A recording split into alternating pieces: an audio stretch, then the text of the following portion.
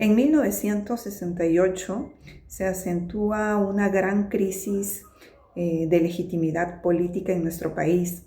Ya los pobladores no confiaban en sus autoridades. Sumado a ello, se acrecentaba el descontento por la desigual distribución de las tierras. Es en ese contexto que aparece Juan Velasco Alvarado junto con las Fuerzas Armadas y toman el poder a través de un golpe de Estado. Estando allí, Juan Velasco Alvarado promueve una reforma muy ambiciosa que es la reforma agraria, que buscaba eliminar el latifundismo. Él lo que quería era expropiar las tierras que le pertenecían a los grandes hacendados de la oligarquía para entregárselas al campesinado. De esta manera revaloraba la dignidad indígena. Además, buscaba un crecimiento económico nacional con esta reforma basado en la justicia social. Sin embargo, hasta hoy se cuestiona acerca de sus resultados. Hay quienes dicen que esta reforma fue un hito en lo político, en lo social, porque buscó la democratización. Otros manifiestan que fue un fracaso porque empobreció aún más al campesinado. En este contexto surge la pregunta: ¿fue realmente beneficiosa la reforma agraria que planteó Juan Velasco Alvarado?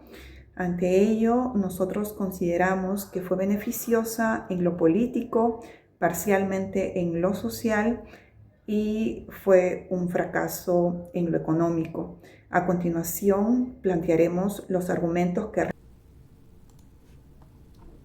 En el plano político, la reforma agraria fue beneficiosa porque rompió deliberadamente con el dominio que tenía esta oligarquía sobre el país. Esta ruptura permitió que el Estado redistribuyera el poder y adquiriera mayor autonomía para aplicar políticas más inclusivas.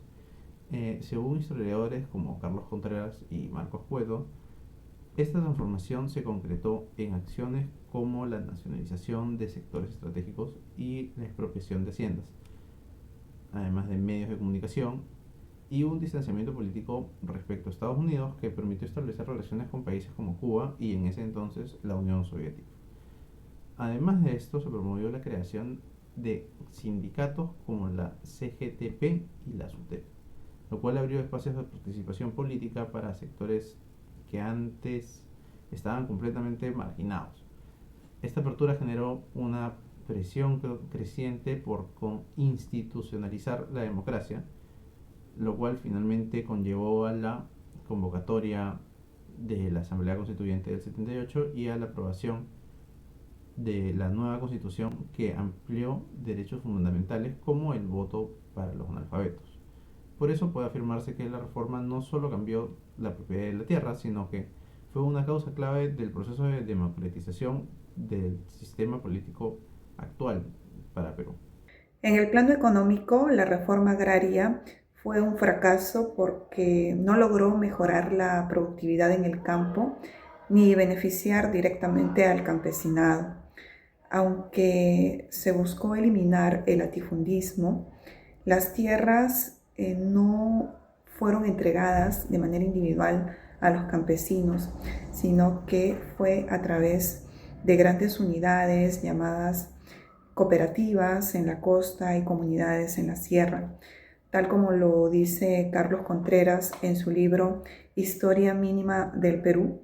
Las tierras de los latifundios no fueron parceladas, sino que se mantuvieron como empresas agrarias, pero la administración quedó en manos de gerentes nombrados por el gobierno. Es así que los campesinos no se sentían propietarios directos de las tierras, no se sentían identificados con ellas. Además, las personas que dirigían estas parcelas de tierra eran personas que no tenían los conocimientos técnicos y el Estado era quien decía los precios bajos, imponía los precios bajos para los productos, generando pocas ganancias por parte del campesinado. Es así que, más allá de mejorar la economía rural, pues la empobreció. Y por el lado social, los efectos de la reforma agraria también fueron significativamente eh, importantes, porque aunque no fueron completamente equitativos, según Contreras y Cueto explican que si bien se entregaron tierras a los trabajadores estables de las haciendas, los temporales, que eran los más pobres, quedaron excluidos en esta redistribución. Así que el gesto de entregar la tierra a quienes trabajaban representó un reconocimiento simbólico y material que dignificó el papel del campesinado, lo cual es bastante importante. Además, como señala el medio Huayca, en la investigación reciente se tomó la decisión de reemplazar el Día del Indio por el Día del Campesino, con el objetivo de combatir el estigma histórico que equiparaba a lo indígena pues, con lo salvaje. Esta medida fue parte de un cambio más amplio en el discurso oficial que comenzó a cuestionar el racismo estructural y a promover una ciudadanía más activa y consciente en el mundo rural. Aunque las condiciones de pobreza no desaparecieron, la reforma marcó un inicio de la transformación cultural que visibilizó a poblaciones largamente ignoradas y abrió nuevas oportunidades de participación en la sociedad. La reforma agraria del gobierno revolucionario de las Fuerzas Armadas representó uno de los intentos más audaces de transformar las estructuras sociales y económicas del Perú.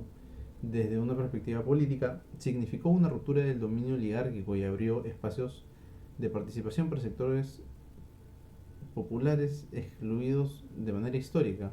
En el plano social generó avances simbólicos importantes al dignificar el campesinado e impulsar una narrativa más inclusive y respetuosa con la diversidad cultural del país.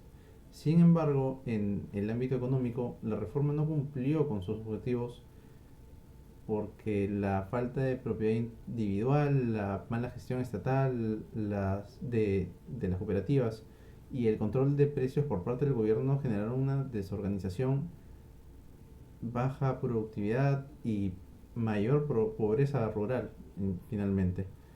Por tanto, aunque la reforma agraria no fue un proceso exitoso en todos los aspectos, sí marcó un antes y un después en la historia del Perú, puesto que al cambiar la forma en la que el Estado se relaciona con el campesinado y dejar plantado el desafío de construir una justicia social que también sea económicamente sostenible, es importante ya que aglomera a gran parte del país.